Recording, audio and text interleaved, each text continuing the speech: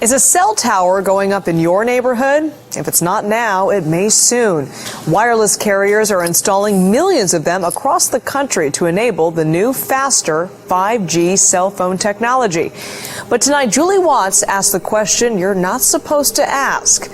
Are there legitimate health concerns? A group of scientists, doctors, environmental organizers, and concerned citizens got together and they called for the urgent stop to the deployment of 5G. They said that it's been proven harmful to human bodies, that this is an experiment on humanity, and that this should be called a crime under international law. If 4G is already doing some of this, how much more potentially dangerous will 5G be, and why? Well, here's what's really dangerous about 5G. I mean, it's being sold to us as super awesome, but the downside is that with this rollout, it will be impossible to exist in a city or to walk outside without being exposed. There's going to be a cell tower in front of every few houses, and this means that your personal choices, whether or not you personally use a cell phone or hold it 10 inches away from your head, that cannot escape you from your radiation exposure. And the fact is, the government is completely not jumping on the ball. I mean, because of the Telecommunications Act of 1996, which says that no state or local government can regulate the placement of any cell towers, regardless of environmental effects. Right. That has really laid the groundwork for this toxic infrastructure.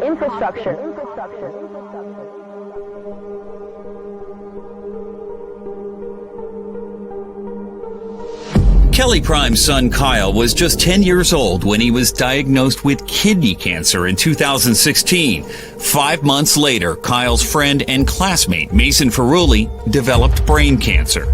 14 hours to get the tumor out, and he had 5 weeks of inpatient rehabilitation. He had to learn to walk, talk, eat, everything all over again. 2 more kids at the school were diagnosed this year. At what point are you saying, we got to take a close look at the school here? The moment that I found out that Mason had been diagnosed. Whenever you hear of cases of cancer in a child, obviously that itself is alarming. When there's several cases in one school, that's even more alarming. Do you believe the oncologists who say cell towers can't cause cancer? I believe that everybody wants to believe our government. I've looked into his eyes and I've looked at the fear that he has as a 9-year-old facing something, asking me, Mom, am I going to die? It would push you to fight as well. It would push any parent to fight. I won't stop until it's done, until that thing is gone. 5G is a weapon. It's used by the military. Do you know these 5G millimeter wave technologies are used to scatter crowds? You know, they drive up in this technology when they want to scatter a cloud, and they put out these frequencies, and people scatter because they get the feeling their skin is on fire.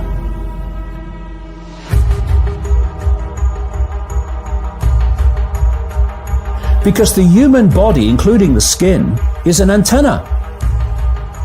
It interacts with frequencies, and it receives and transmits information.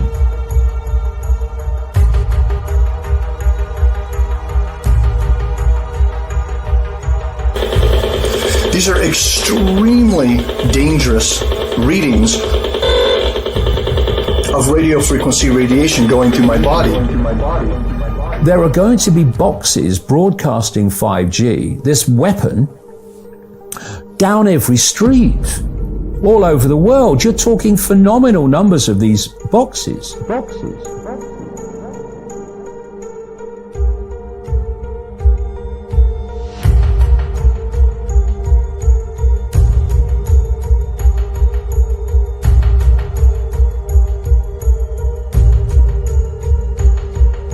AT&T 5G-capable cell tower across the street from an elementary school and right outside John Ireland's third-floor condo in Sherman Oaks. It sits right outside our dining room window. In fact, I can see it from the couch, too. A couch John and his neighbors gathered around one afternoon as they discussed ways to get rid of the tower.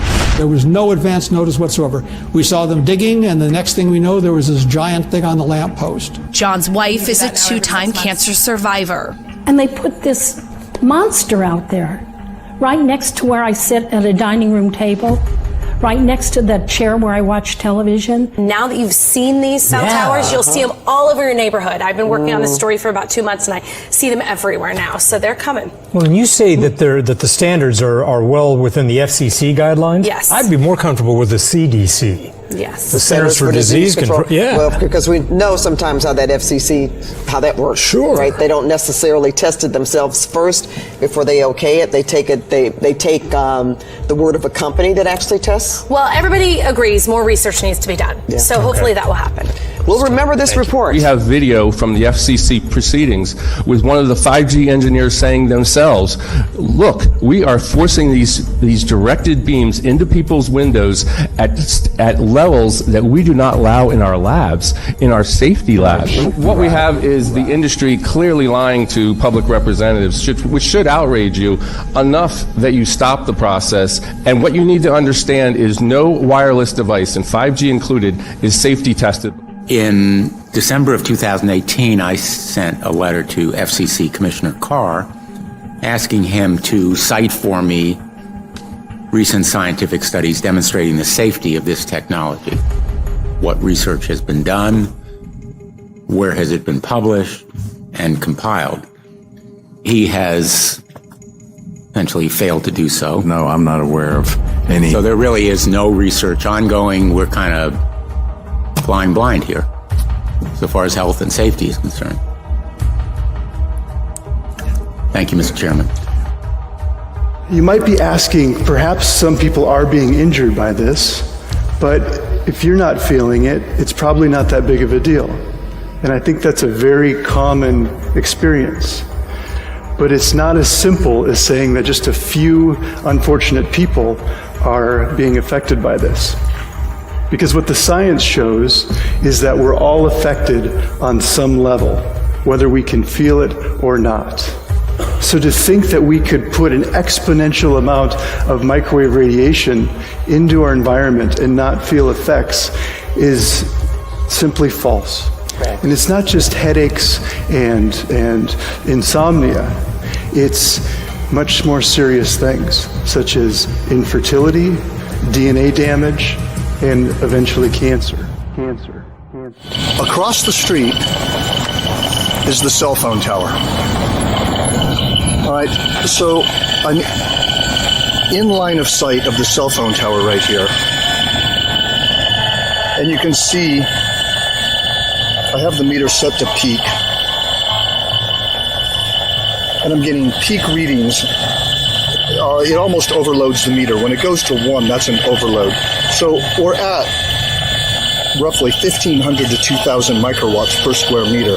And you can see the radio frequency meters pointing right at the cell phone tower.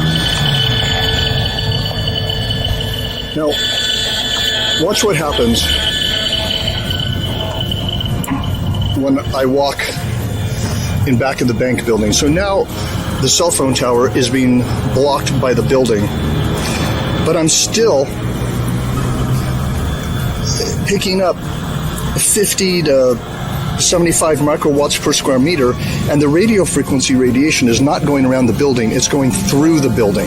And this is my concern for people who work inside this building. I'm standing behind solid brick walls here, and I'm still picking up 60 to 80 microwatts per square meter. Biological effects are said to start at 3.4 to 6 microwatts per square meter.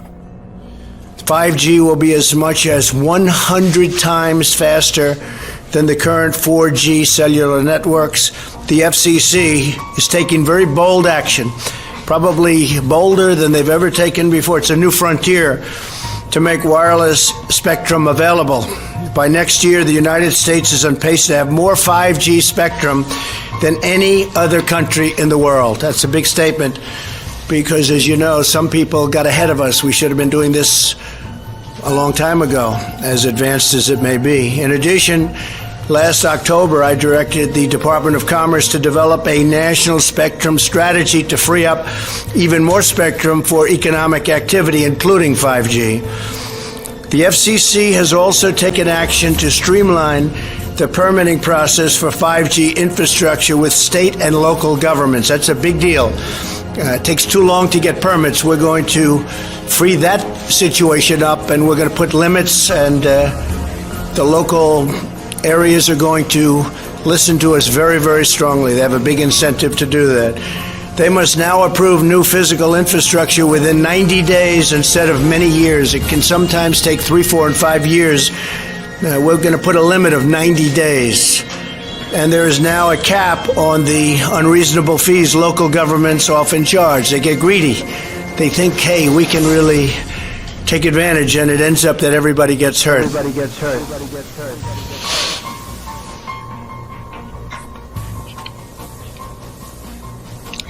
Given this information, you can see why someone like me, or anybody else that has dealt with a cancer diagnosis, has a concern over the implementation of 5G technology. My questions to the committee are, has the committee determined that this technology is safe? And if you have, what safety determinations were done? What kind of scientific or medical background did these people do to make a determination that this technology is safe for me, for you, for your children, for your grandchildren? This technology is very controversial, and I believe we need to give serious consideration up front to the review of the scientific and medical research, studies, and documentation. Many experts have determined that this technology is unsafe for human health, and I think the committee needs to take this into consideration. So I have a request. It's twofold. I request that this Energy and Technology Committee please take some time, take a pause, review the testimony of and the documents that are available to people, and the hope is that we will be able to bring some more documentation to you to show you the medical and scientific impacts of this technology. I'm not sure I understand what the rush is to push this through before people have had an opportunity to provide you some information to show you that there is danger to you and your families. My dinner table conversation is, what other countries don't have this technology? Are we going to be leaving our families to just be safe, just be able to live? When I go out of town to stay in a hotel, I have to see how close it is to a cell phone tower, if it has a cell phone tower. Wireless radiation has biological effects, period.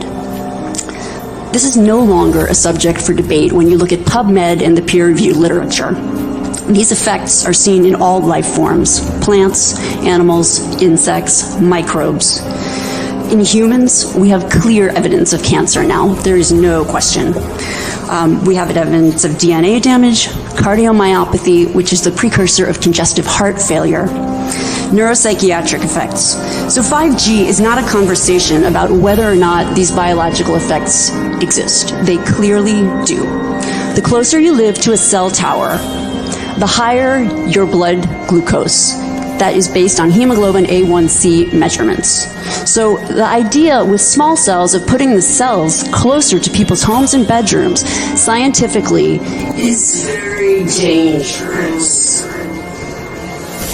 Probably don't even notice them, but cell towers are everywhere, especially here in downtown. Like this one behind me, it's that white cylinder you see sitting on top of that light pole.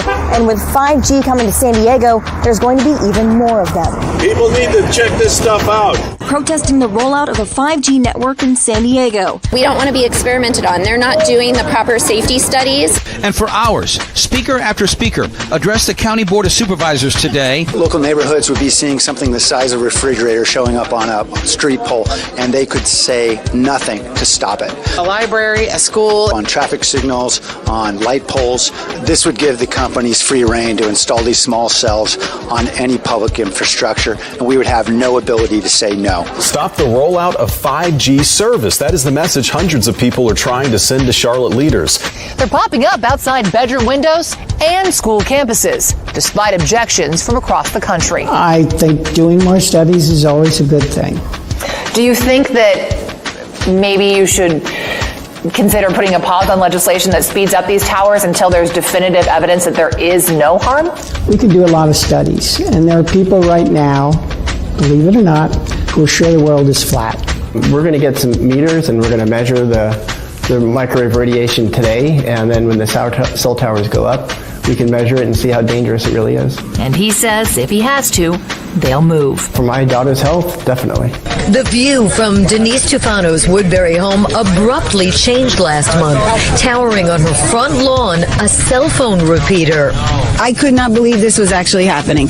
I said, how could the town permit this? How could they do this to us? She and Woodbury neighbors fuming over the placement of 22 cell repeaters for Verizon in front of homes on what's technically public property without notice or compensation. You couldn't give me $10 million for this, okay?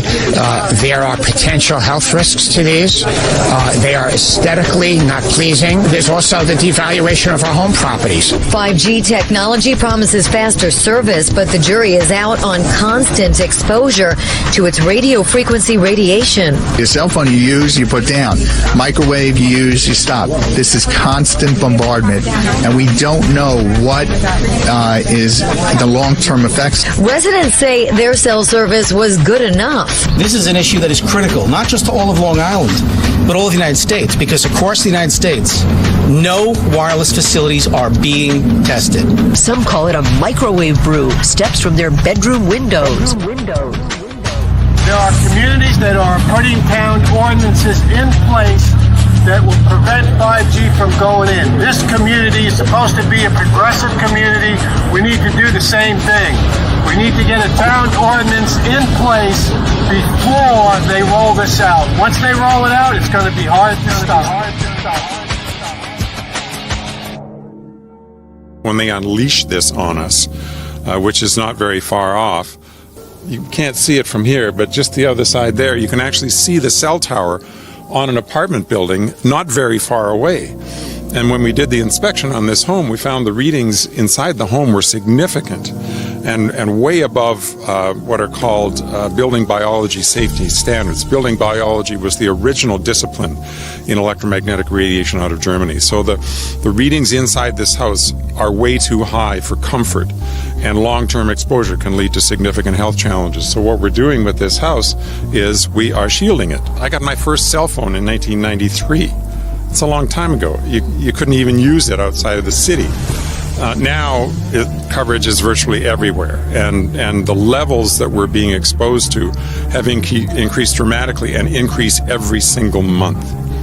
And so now people think it's normal. The technology has been what I call normalized. If you watch your favorite TV show, everybody's got a smartphone. Everybody's talking on the smartphone. And so it's become normal to people. You go to any big store and every third person is on the phone. You walk downtown and everybody's having a chat, walking down the street. So how could it possibly be dangerous, right? We are here at the Supreme Court because this is an absolute and major injustice that's happening right under our noses. Literally, people have no idea. With the rollout of 5G, we no longer can afford to be quiet. We can no longer afford to be still and not take action.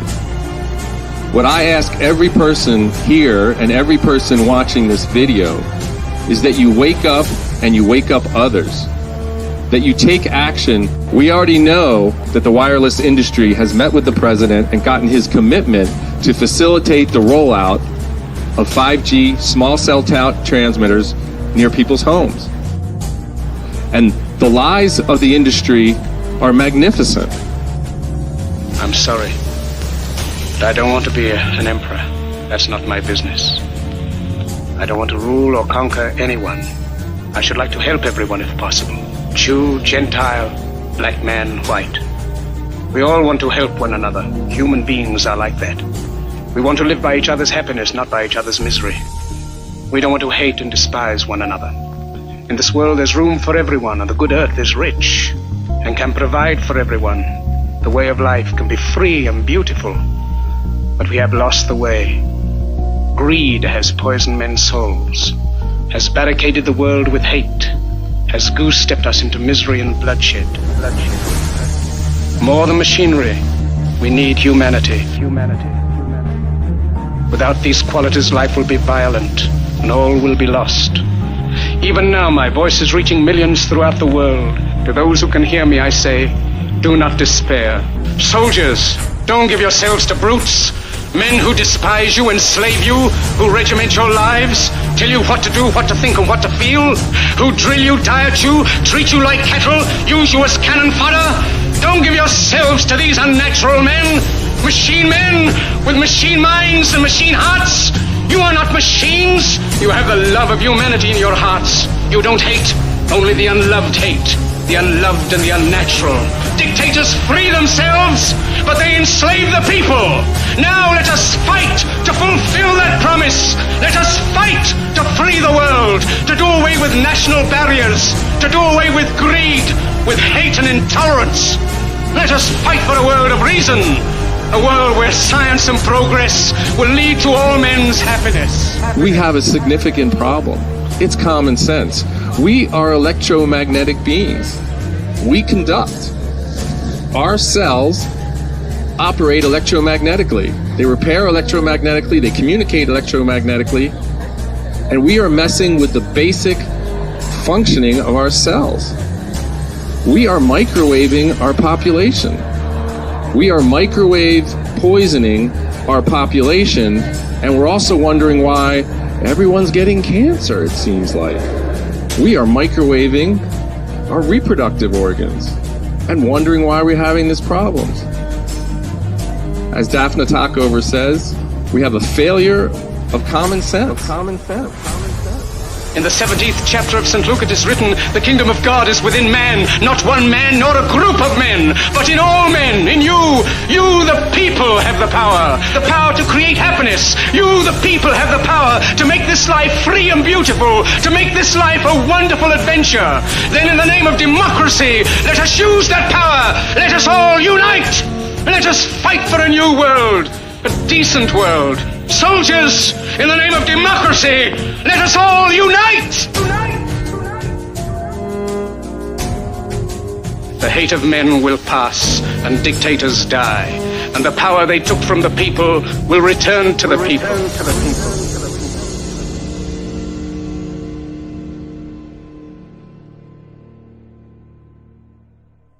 I know you're out there. I can feel you now. I know that you're afraid. You're afraid of us. You're afraid of change. I don't know the future. I didn't come here to tell you how this is going to end. I came here to tell you how it's going to begin.